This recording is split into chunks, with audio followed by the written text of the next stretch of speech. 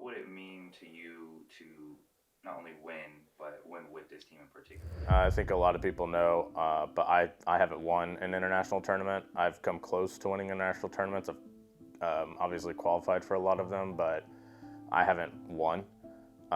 So in a way, it'd kind of be like, I don't know, like a John Elway kind of thing, finally winning the Super Bowl and then heading out. Obviously, that would be, you know, the storybook ending that people look for in a way. We all have been together for a while now. I've been with Pablo coming up for 3 years, Richie and Evan for a little bit more than 2, and then Seth coming up for 2. So I think it'd be bittersweet, and I think that'd be a proper send-off for Seth. Winning it all, like for him, I feel like would be, you know, like super nice, and I feel like it'd feel just amazing to him. You know, I know he's touched up on it about some, like Peyton Manning, you know, I don't know too much about football, but he's touched up on that, how he'd go out like winning a chip pretty much. But yeah, I mean, I think winning with these guys would be like the icing on the cake, you know. Obviously the line doesn't stop there, that's not the finish line, but I think that'd be awesome.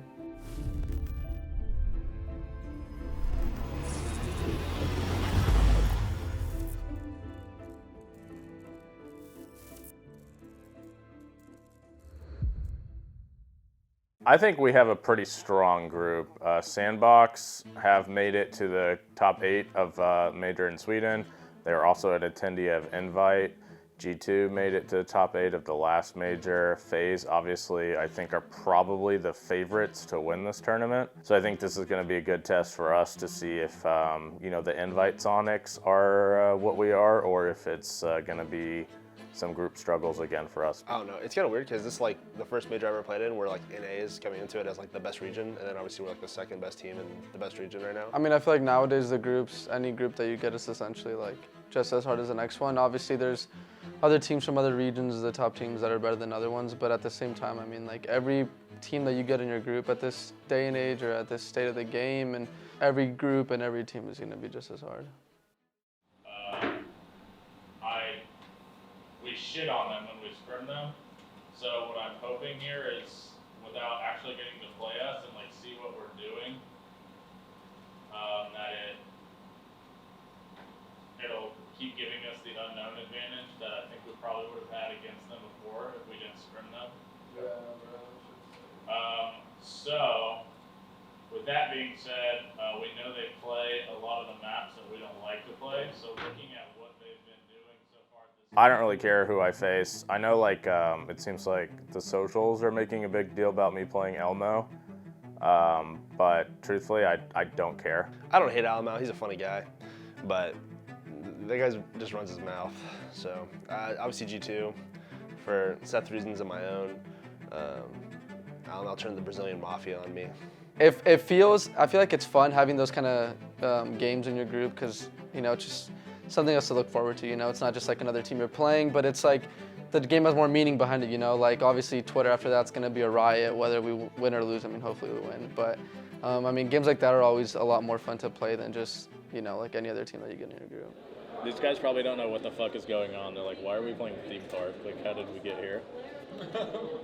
G2, they like, Shaw took like 20 minutes to ban. He's like, what is happening? Yep. When does OXG play again? Same time we play FaZe. Oh. Yep. What if all this time everybody was saying NA was the best region when we all just equally suck? Because we all just played against each other at the event, so. Yeah, maybe we are the worst region. Wow. We fucking suck. What the fuck is it? We're gonna know this guy. That's the office. Doesn't listen. I sweat my balls off.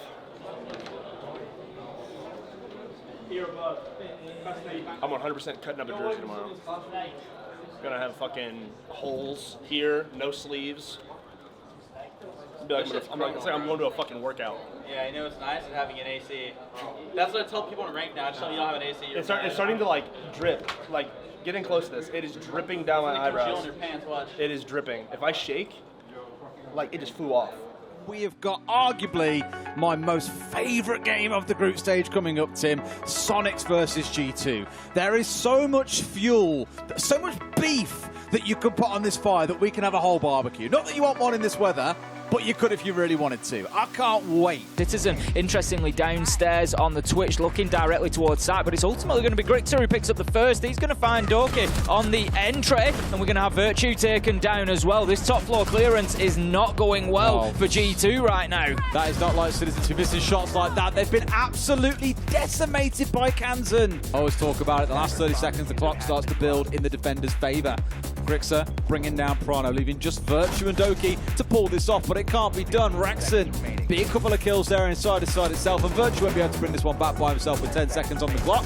G2 off to a slow start. Soniqs standing resolute in the face of their aggression. Will take the first 2 rounds. Yep, Soniqs looking good so far, and the Soniqs are not just on top of this, Des, they are absolutely dominating G2 right now. Ultimately able to use it instead to catch out a player that either A, didn't expect it to be open, or B, didn't quite know what he was looking for. Yeti onto Citizen, Grixer onto another. This is what I mean. We get to these mid-round points and Soniqs just explodes. Don't count these 2 out. I've touched on how well Grixer's playing. The same with Kansan, the same with Rexon, and 2 of the 3 are still alive in this round. Grixer working forward now, just looking to find himself an angle if he can through into sight, but he's going to have to find a very good angle. He's 1v4, he's shut down. Prano manages to find that kill, and that's going to be G2 taking a very important round, of course. He's running towards the noise. He knows that he wants that fight. Alamau gets 1, Alamau gets 2. Virtue with the glasses of the Warden manages to get a 3rd, and a 4th comes in, and that leaves us now in a 1 versus 5. It's Grixer, it's shut down, it's a flawless round for G2. But Grixer has come down split. The man behind Throne is not going to be there for much longer. Doki gets 1, finds 2, but can he hold on? He finds 1 more. It's a 1 versus 1 against Grixer. Doki's clutched it out. Finds 1 back, but the plant completes, and now G2 have got a retake against, again, a real bottleneck heavy map.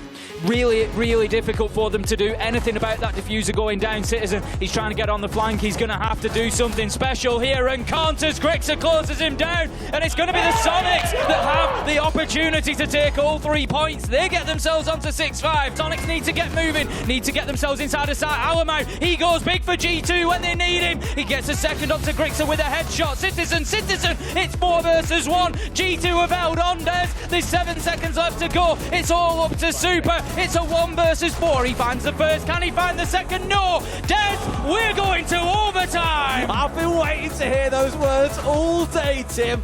Kansan going down. Doki into a second. If they tore them through here, Tim, it might be an 8-6 on the attack as well. A big 3K for Alimau, and Grixer, 16-6, has got to do it all. Prano's getting the diffuser down. Surely this is over right now. Grixer's down to about 20 health. He's fighting hard. He's got Citizen down. Citizen with no utility to get himself back on his feet. But it doesn't matter as Grixer moves out to the top of yellow stairs. Alamau cuts him down. And that's going to be G2 taking the win. 8-6. And a great day for EU continues.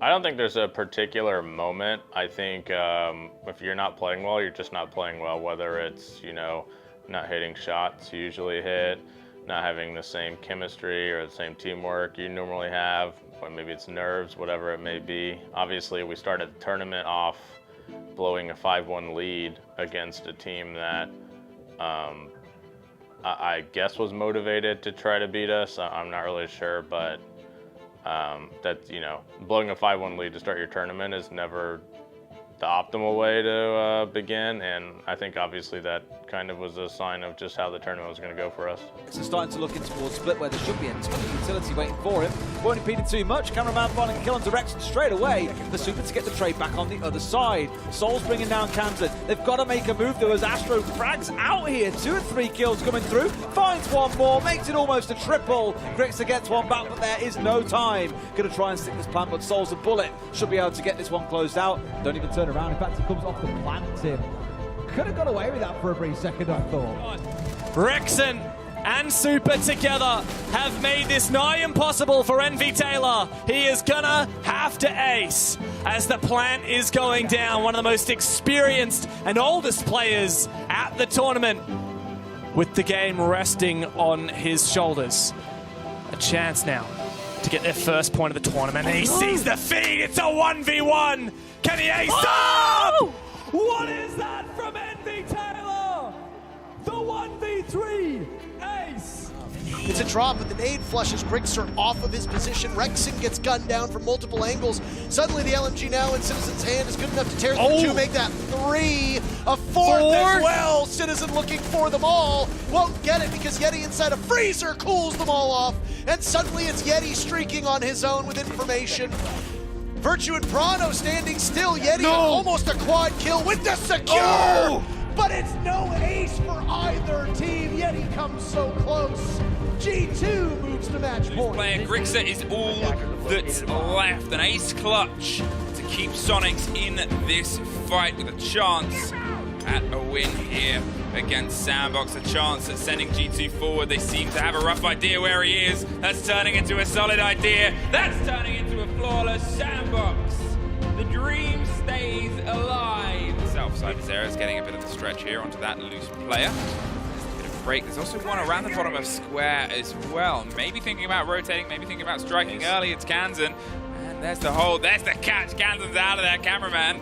Very cheekily played, 20 seconds, a very important moment here. Astro, he's going to hot roll the Candelas down on the opposite side, just sees the end of it. Kansan suffers an engagement of the player on the second story. They need to get to the site itself. There's only 10 seconds.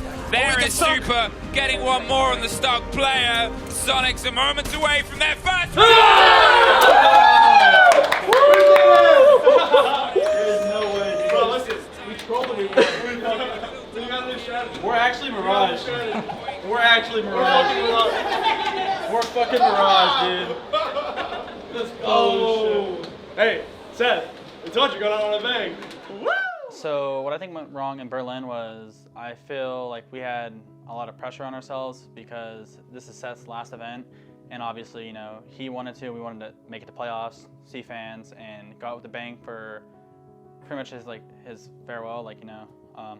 We wanted to win out for him, and so we put a lot of pressure on ourselves, and I feel like we didn't play like ourselves like we normally do, and it just chalked the event. I don't think we lost to anyone but ourselves. Like I said, it's just a matter of taking risks. Like when you get to these stages, you can't not take risks. If you just come into it and go through the motions and run what you brought in, you're gonna lose, and that's kind of what happened. We just came in, we ran what we had, and we lost. We didn't deviate enough, we didn't change enough in the moment, we didn't take enough chances, we didn't try enough things in the moment. So with the teams, I don't necessarily think that they were playing better than us. I do think that FaZe is a really fucking good team. FaZe is really, really good. I just think that we were not playing like we normally do. I think we were beating ourselves more so than them just being better than us. Not to discredit the teams, but I would say that we did not play the best like, you know, we normally do. I think that with the FaZe game, definitely though, you know, it's a game where it's like, it means nothing for you, it means a lot for them, and you know, you have no, I mean, it was Seth slash bang, and if he's gonna go out like that, we're gonna go out having fun. So, you know, obviously what we did worked, but we definitely were playing loose. You know, we're having a lot of fun, we were taking a lot of chances, a lot of risks, and just trying things. And you know, like I said, you know, in the previous questions, it's that stuff works at these events. Yeah, I mean, obviously for North America, this event was a huge shock. I think everybody came into this event assuming North America would kind of run the show. Maybe Charlotte was a little bit of a, you know, Brazil couldn't attend it and they look really strong here. Europe certainly look to be stronger here, and I think it's a wake-up call. You know, I mentioned this earlier, but I'm honestly wondering if North America isn't actually that good on attack, if we're just bad on defense, so it makes everybody else look better on attack. That's the best thing about these international competitions is that these teams they make you change the way you play the game to a variation of what they play, but then you like twist it. Like we were fighting FaZe today with, you know, fire with fire, but it wasn't like a FaZe red fire, it was like a Soniqs teal fire, you know what I mean? So that was like our own take on what they were doing. We were just kind of giving it back to them.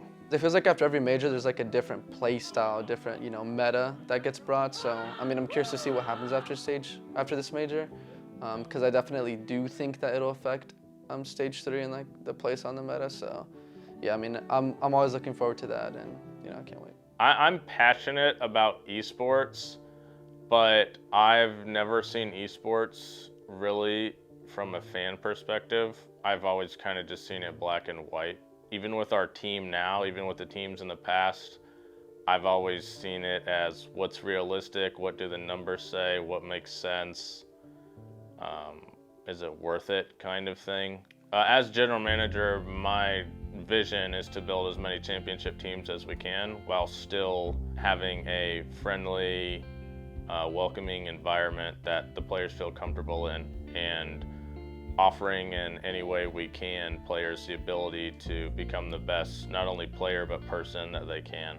I think it's important to be straightforward with fans, to be straightforward with players, and say this is what we expect, this is what is going to happen, this is what we hope to happen, and if it doesn't happen, hold people accountable.